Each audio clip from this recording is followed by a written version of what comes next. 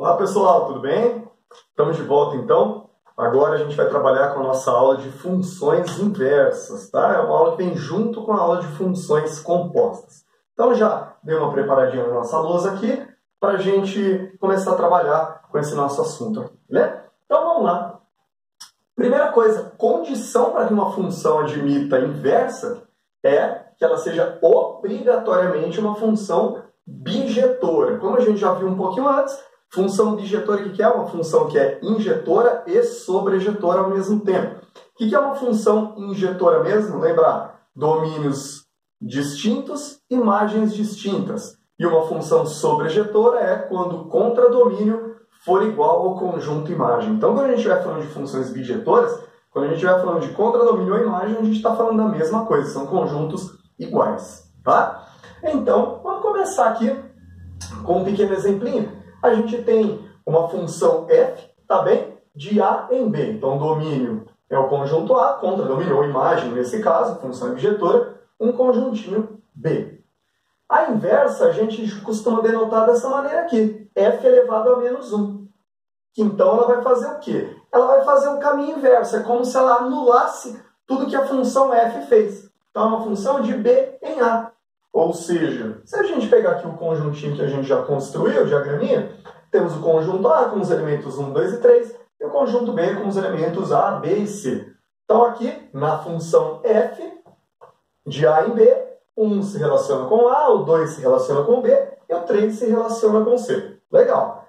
Na função inversa, o que vai acontecer? Agora, tá vendo? O conjunto B vira o domínio da função inversa, e o A vira a imagem. Então, ela vai anular, ela vai fazer o caminho de volta. Se o 1 se correspondeu com o A, agora é o A quem se corresponde com o 1. Se o 2 se relaciona com o B se relaciona com o 2.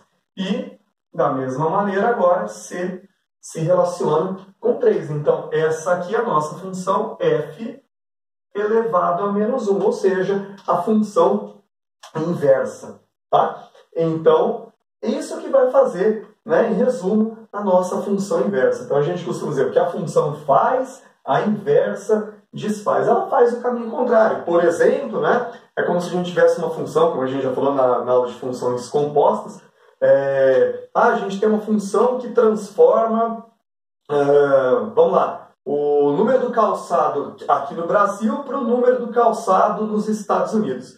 A gente tem uma função que faça isso. A função inversa vai ser o quê? Vai ser a função quando você dá entrada com o número do calçado nos Estados Unidos, gera o número do calçado no Brasil correspondente. Tá bem? É a função que faz esse caminho contrário.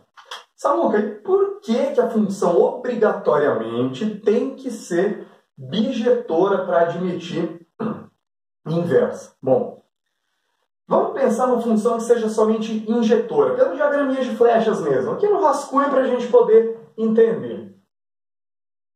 Se a gente tiver aqui uma funçãozinha, os nossos conjuntinhos, A e B, bonitinho, que seja somente injetora.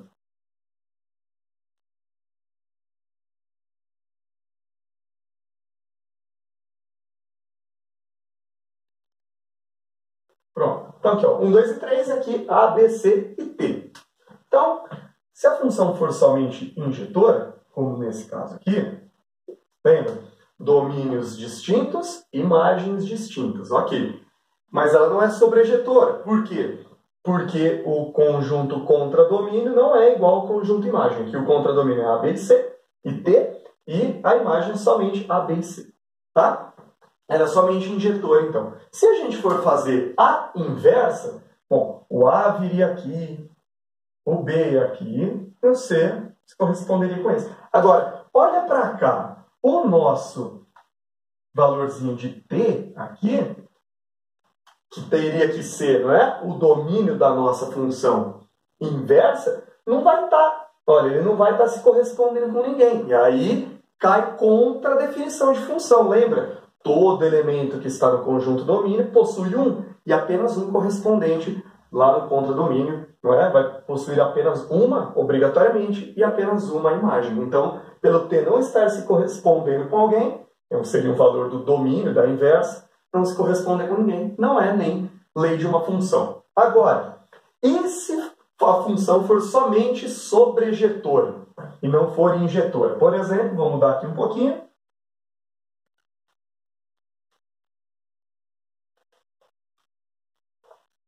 Vamos pegar, refazer os nossos conjuntinhos.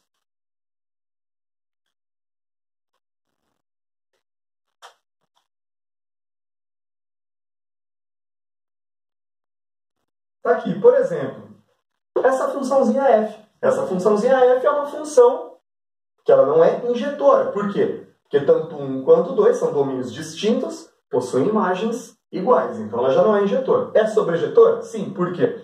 Porque o contradomínio, que no caso A e B, é igual ao conjunto imagem A e B também. Legal. Vamos ver, tentar fazer a inversa. Quando a gente for fazer a inversa, olha só. O A vai estar se correspondendo com 1 e vai estar se correspondendo com 2. A e o B vai estar se correspondendo com 3. Tá bom, mas tá vendo como não vai ser inversa? Por que não vai existir a inversa? Porque o A, que vai ser agora um elemento do domínio da inversa, ele vai se corresponder com 2 elementos lá do contradomínio. E lembra, para ser função, todo elemento do domínio se relaciona com um e apenas um elemento lá do contradomínio. Como o A vai estar se correspondendo com 2, a função não vai existir, então não existe inversa. Portanto, obrigatoriamente a função precisa ser bijetora, tá? Por quê? Vamos ver. Aqui ela é injetora e sobrejetora ao mesmo tempo. Todo mundo que está no contradomínio, não é? Faz parte da imagem e para domínios distintos a gente tem imagens distintas. Então, ela vai admitir o caminho inverso. Então, esse é o sentido de função inversa. E agora, claro, vamos trabalhar com um exemplinho para a gente entender, encontrar a nossa função inversa. Vou baixar aqui para pegar o nosso apagador.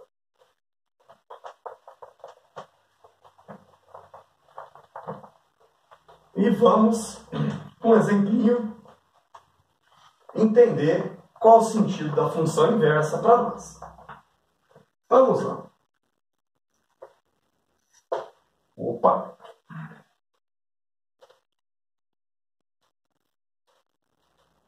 Então a gente vai ter uma função f de x, sei lá, 3x menos 4.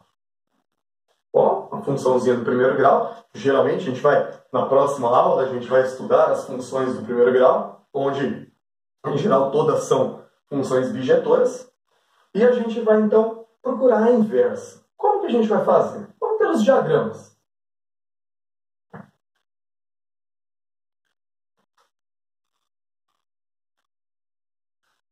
Então, conjunto A, conjunto B. Eu vou pegar os domínios da função f. Vou pegar, assim como a gente trabalhou com as funções compostas, vou pegar um domínio negativo, 0 e um positivo, para a gente variando. Quaisquer reais aí, no caso, são valores que estão no domínio da função f. Então, vamos pegar lá o menos 4, 0 e o 5. Tá? E agora, vamos achar as respectivas imagens na função f. Como é que fica, então? f de menos 4. 3 vezes menos 4, menos 12. Menos 4, menos 16. 0. 3 vezes 0, 0. Menos 4, menos 4.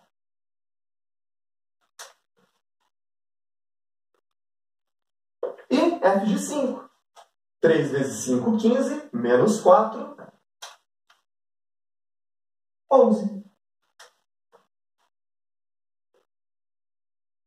Legal, tranquilo, né? Sem muita coisa aí. Agora, o que a gente vai fazer?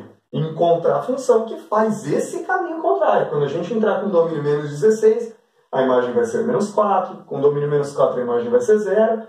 E quando o domínio for 11, a imagem vai ser 5. Então, é a chamada função inversa, AF elevado a menos 1. A notação de função inversa. Olha, a grosso modo, a gente poderia fazer assim. A f elevado a menos 1 vai ser...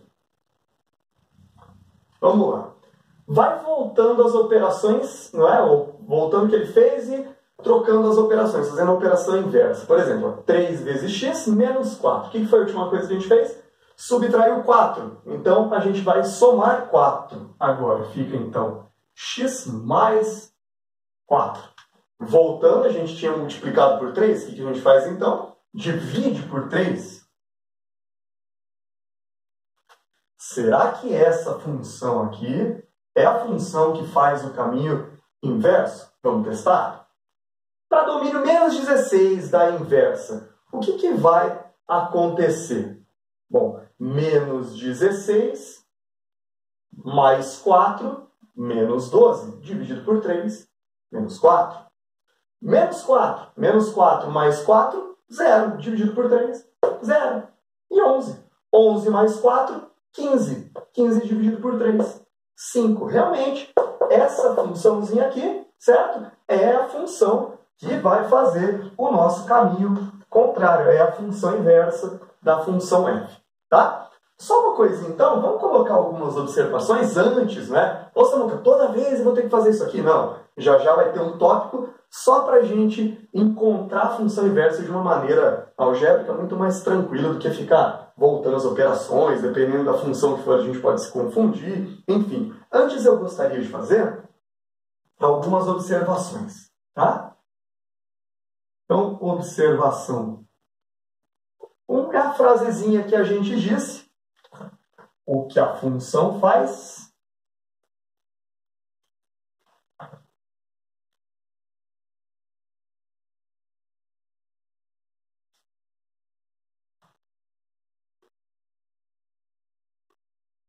A inversa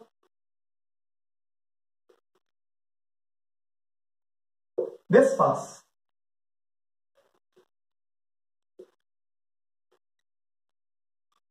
E a observação de número 2, ela é muito mais importante. Então, para a observação de número 2 aqui, faz uma marquinha nela, faz um coraçãozinho, não é? Faz uma estrelinha, põe um asterisco, porque a gente vai utilizar bastante essa observação 2 quando a gente vai trabalhar com funções inversas. Vamos pensar então? Olha, o domínio da função f é o conjunto A. Esse conjunto domínio, ele representa o que da função inversa? Ele está representando o contradomínio, ou, no caso, a imagem. Então, já vamos escrever isso aqui. O domínio da f é igual à imagem da f elevado a menos 1. Ou seja, o domínio da função é a imagem da inversa. Da mesma maneira que a imagem da f, no caso é o conjunto B, certo? Vai ser o quê? Vai ser o domínio da nossa função inversa. Então,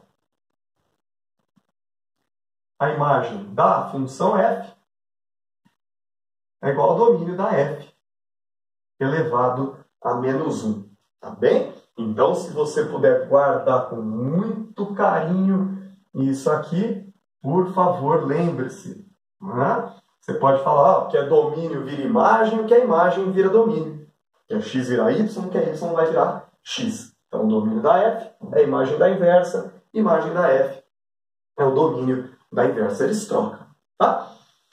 Feito, então. E agora, Lucas, você falou que ia comentar sobre, não é, como determinar a função inversa de uma maneira mais fácil. É isso que a gente vai fazer agora, então. Vem para cá junto comigo, que a gente vai falar da determinação da inversa. Então, vocês vão poder acompanhar no nosso vídeo tudo isso daqui, vão poder pausar, vai ficar bem mais tranquilo para vocês. Então, eu vou estar apagando isso para nós.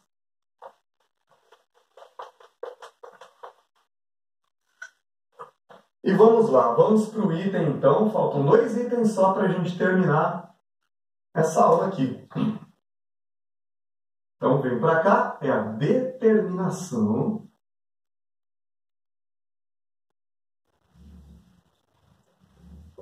da inversa.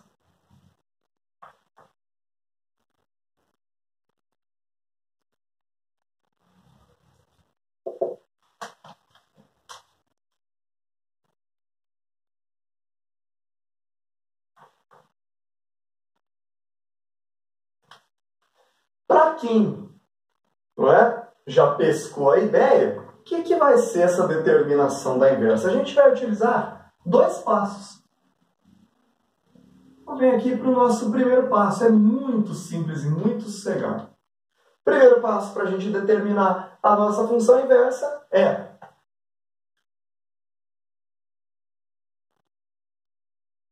trocar x por y e y por x.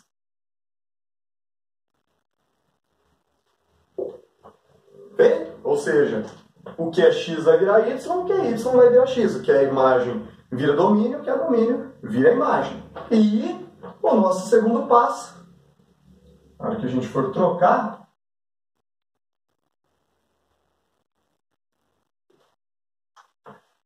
depois que a gente trocar, né, o y por x e o x por y, a gente simplesmente, toda função a gente escreve, né, f de x ou y é igual a alguma coisa. Então, a gente só vai ter que isolar o y.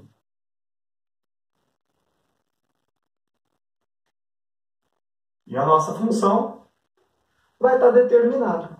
Um exemplinho, então, para a gente ver.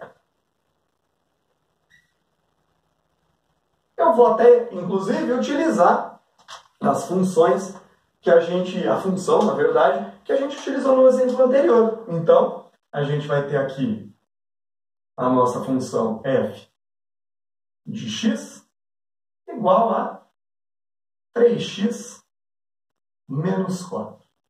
E vamos determinar a inversa. Lembra que a gente fez o caminho contrário, mas agora vamos para os passos da determinação da inversa. E vão ser o seguinte.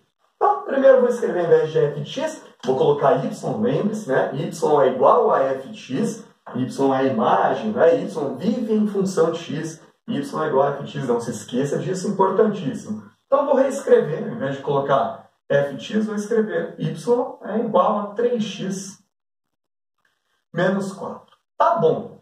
Então, agora, vamos para o primeiro passo para a gente determinar a nossa função inversa. A gente vai trocar x por y e y por x. Então, vamos lá. Fica x é igual a 3y menos 4.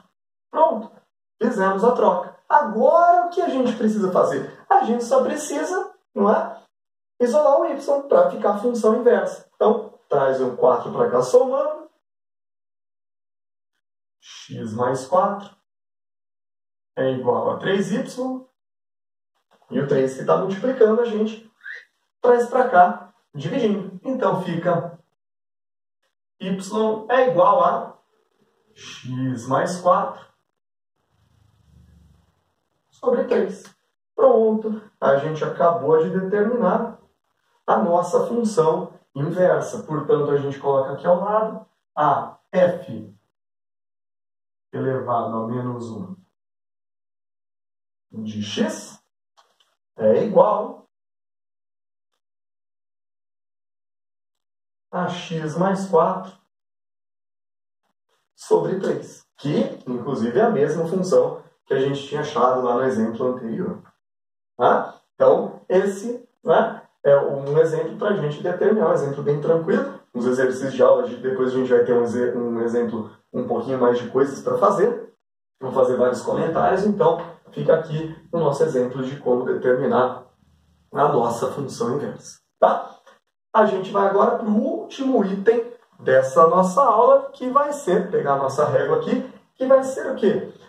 O gráfico de uma função e da sua inversa. Interessante, inclusive uma das nossas questões de aula envolve isso, caiu na Unicamp há 4 anos atrás. Então pode ser que seja tema de alguma questão para a gente. Onde, dos dois temas dessa aula aqui, que são as funções inversas que a gente está vendo agora, e das funções compostas, o que mais vai aparecer para a gente nas nossas provas, com certeza, né, é o tema de funções compostas. Tá? As inversas aparecem? Aparecem, com menos incidência do que as funções compostas, mas aparecem também. Então, o nosso tema agora é sobre o gráfico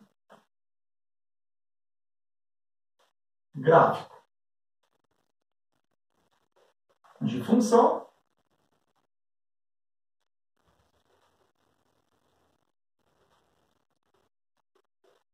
e sua inversa.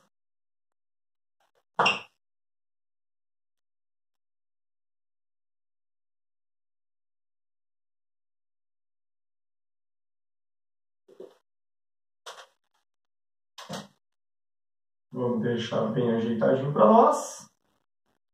Vamos entender o que vai acontecer. Isso vale para qualquer função e a sua inversa. Vou fazer um exemplo aqui. Inclusive, eu vou utilizar aquelas duas funções que a gente estava trabalhando, porque agora nosso intuito não é encontrar, o gráfico, encontrar a inversa. A gente já sabe como encontrar, então vou utilizar como exemplo aquela funçãozinha que a gente usou, f de x, que é igual a 3x menos 4, e a inversa que a gente já tem, a f elevado a menos 1 de x, que é a x mais 4, sobre 3. E agora a gente vai construir o gráfico dessas duas, os gráficos, na verdade, dessas duas funçõezinhas. Então, vamos fazer o nosso plano cartesiano aqui. Peguei uma reguinha meio improvisada.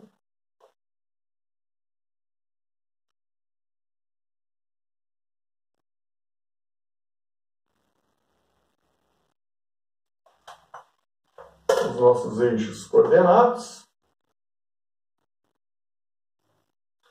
Como a nossa lousa não é quadriculada, a gente tem que usar régua aqui. Eu não tenho muita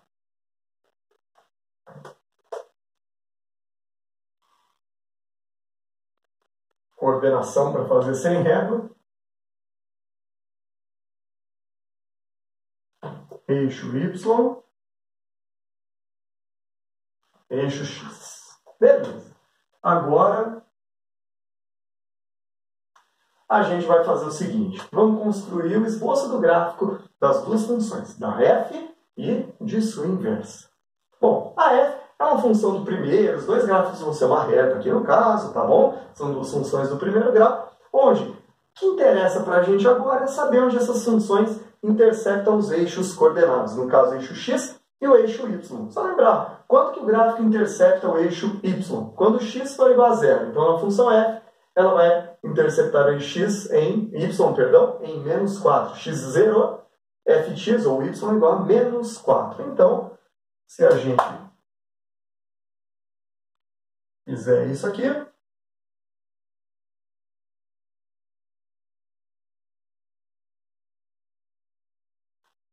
vou pegar a nossa medida. Opa! Então, a função f intercepta o eixo y em menos 4. E onde ela vai interceptar o eixo x? Só fazer y igual a zero. A gente passaria o menos 4 para lá, ficaria 4 é igual a 3x, x igual a 4 terços. Bom, 4 terços é 1, alguma coisinha. Então, coloca mais ou menos aqui, um pouquinho para frente do 1. O gráfico vai ser uma reta, então a gente vem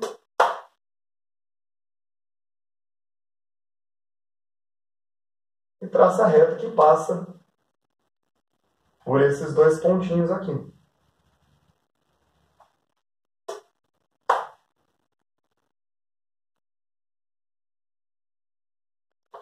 Está aqui, então, o esbocinho do gráfico da função f. Ela intercepta ou corta o eixo y em menos 4, intercepta o eixo x por 4 terços. Tá? E agora, da inversa. Só a gente pensar, se o que é domínio vira imagem, o que é imagem vira domínio, onde ela vai cortar o eixo x agora? No menos 4. Tanto que, se a gente igualar aqui a zero, fica 3, passa multiplicando 0 vezes 3 dá 0, depois o menos 4 vem para lá, x igual a menos 4. Então,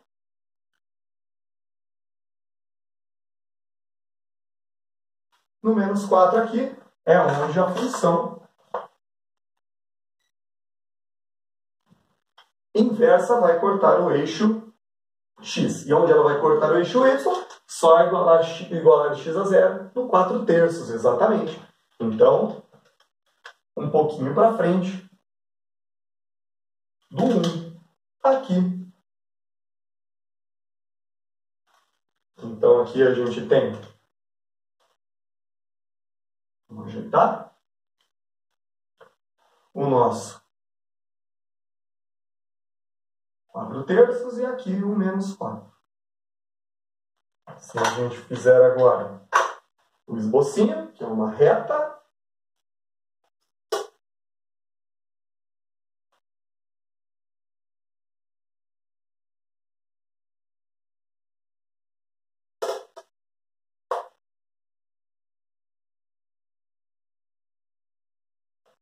já está ótimo para a gente perceber o que vai acontecer.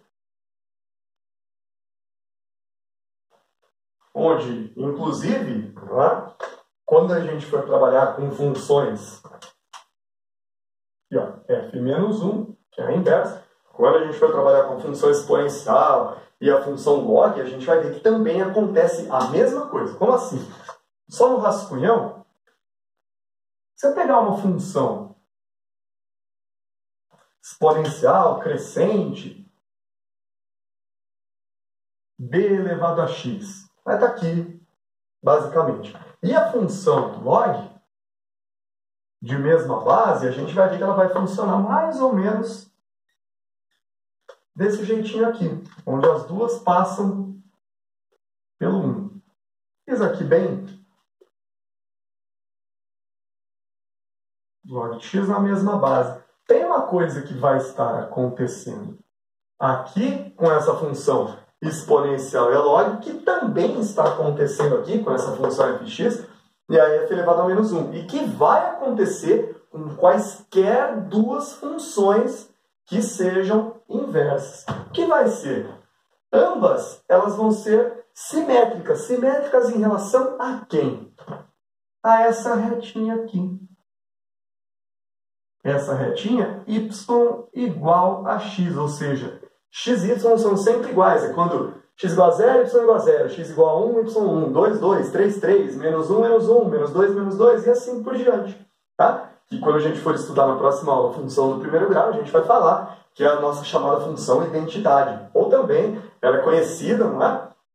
Como a bissetriz dos quadrantes ímpares, é a bissetriz do primeiro e do terceiro quadrante. Então, a mesma coisa que está acontecendo aqui vai estar acontecendo aqui. A gente vai fazer meio que na mão aqui, mas a gente consegue perceber que existe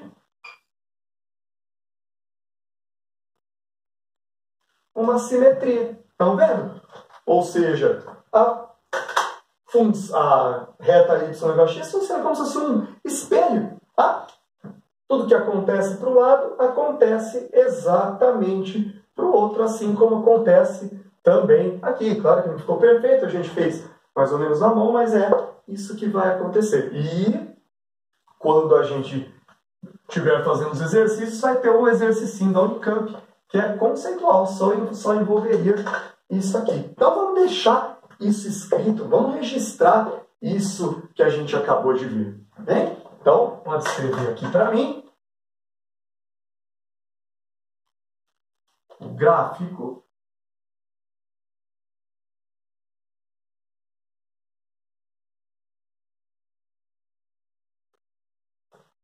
de uma função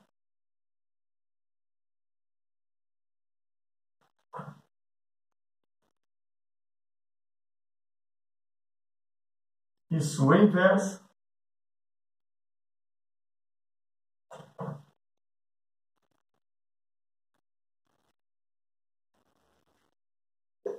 são simétricos